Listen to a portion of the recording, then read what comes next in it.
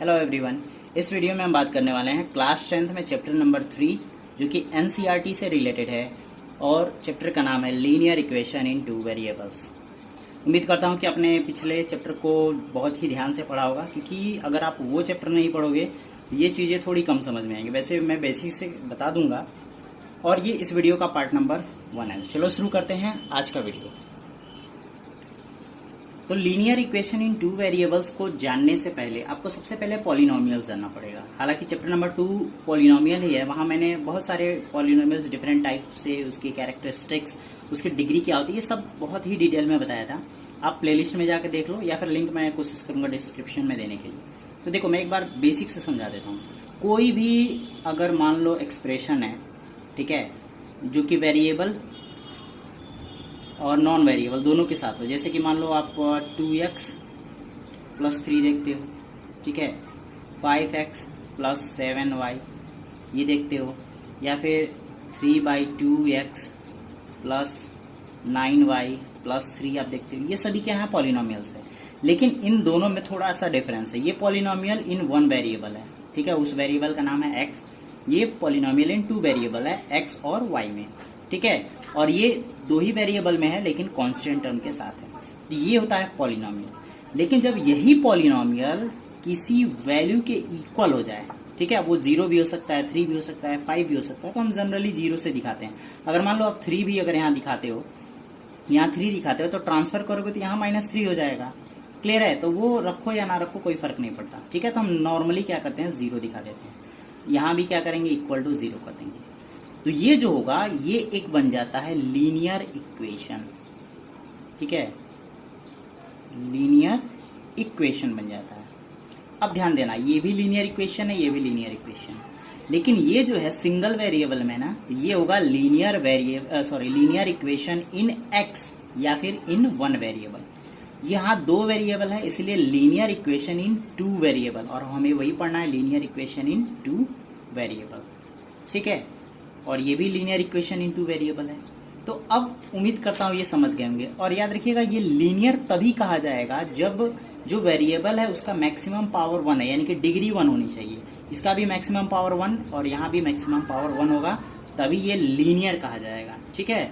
नहीं तो क्वाड्रेटिक भी होता है। अगर पावर 2 होता है तो क्वाड्रेटिक इक्वेशन हो जाता है, ठीक है। पावर 3 होता है तो क्यूबिक इक्वेशन हो जाता है। तो खैर वो चीज़ें हम बाद में समझेंगे। तो उम्मीद करता हूँ कि linear equation in two variable आपको समझ में आएगा। अब इसकी हम डेफिनेशन को भी देख लेते हैं। तो डेफिनेशन की बात करें तो आप एक्सप्रेशन देख रहे होंगे, an equation of the form ax + by + c = 0 where a b c, यहाँ a b और c देख रहे होंगे क्योंकि x और y क्या है, वेरिएबल है, ठीक है। ये जो होंगे वो रियल नंबर होने चाहिए। और a और b की एक खास क्वालिटी है कि a की वैल्यू 0 नहीं होनी चाहिए और b की वैल्यू भी 0 नहीं होनी चाहिए। तभी ये इक्वेशन क्या कहेंगे, linear equation in two variables. क्योंकि अगर ये वैल्यू 0 हो गई तो पूरा टर्म 0 हो गया, तो वेरिएबल एक वेरिएबल तो खत्म, बचेगा सिर्फ सिंगल वेरिएबल। अगर दोनों 0 होते हैं तो दोनों वेरिएबल खत्म हो जाएगा, तब हम linear equation in two variable नहीं कह पाएंगे, ठीक है।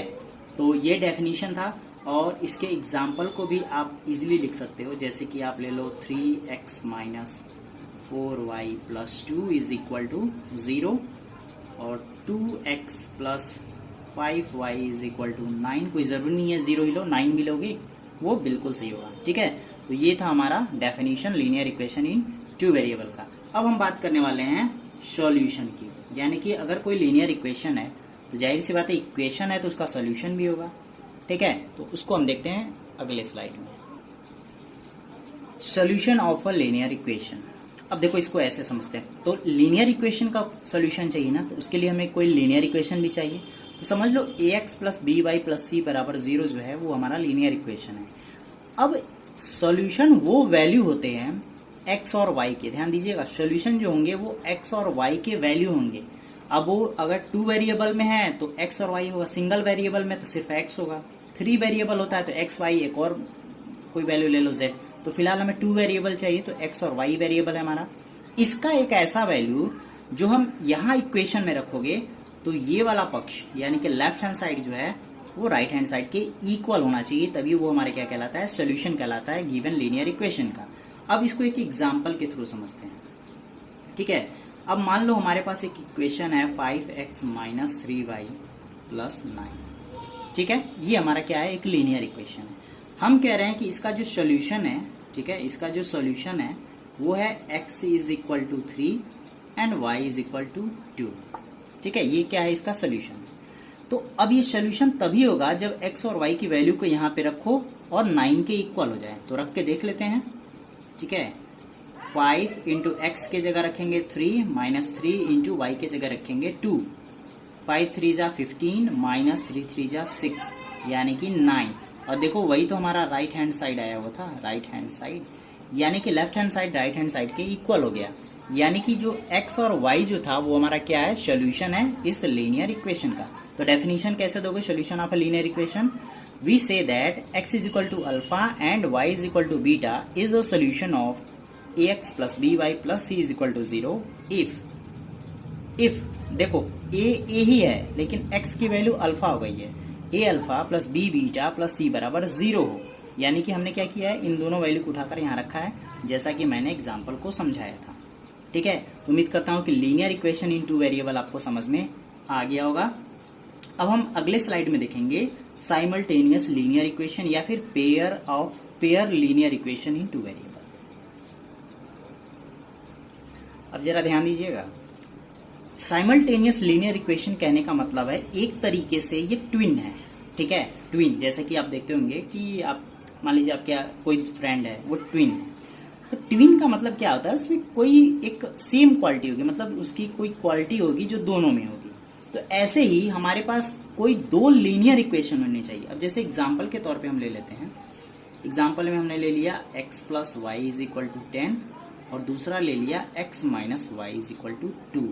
अब इन दोनों इक्वेशन को एक साथ कहने का मतलब है ये किसी सिस्टम का फॉर्मेशन कर रहे हैं, ठीक है, किसी न किसी सिस्टम का फॉर्मेशन कर रहे हैं। ये दोनों अब क्या कहे जाएंगे, साइमल्टेनियस कहे जाएंगे या फिर पेयर कहे जाएंगे, ठीक है। साइमल्टेनियस कहो या फिर पेयर कहो, ये दोनों साइमल्टेनियस लीनियर इक्वेशन होंगे कब, जब x और y के सेम वैल्यू, यानी कि अगर मान लो x का कोई वैल्यू हो y का कोई वैल्यू हो, वो इसको भी रखने पर left hand side right hand side के इक्वल हो जाए, और सेम वैल्यू यहाँ पे रखोगे तो भी left hand side right hand side के इक्वल हो जाए। यानी कि दूसरे शब्दों में कह लो, यानी x और y की जो वैल्यू होगी वो इसका भी सोल्यूशन होना चाहिए और इसका भी सोल्यूशन होना चाहिए, तभी दोनों लीनियर इक्वेशन क्या कहे जाएंगे, simultaneous linear equation in two variables, ठीक है। अब इसकी डेफिनेशन को देख लेते हैं। जैसे इसी को सॉल्व करो, अगर x की वैल्यू मान लो हमने ले लिया 6, ठीक है, और y की वैल्यू हमने ले लिया 4, इस पे रख के देख लेते हैं।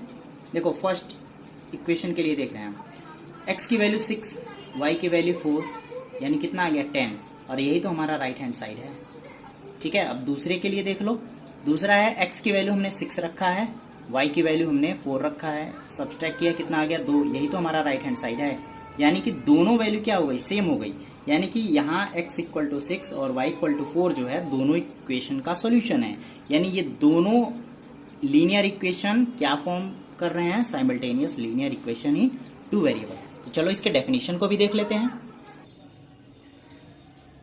Simultaneous linear equation in two variable, तो इसकी डेफिनेशन क्या लिखोगे आप, two linear equations in two unknowns x and y are said to form a system of simultaneous linear equation if each of them is satisfied by the same pair of values of x and y।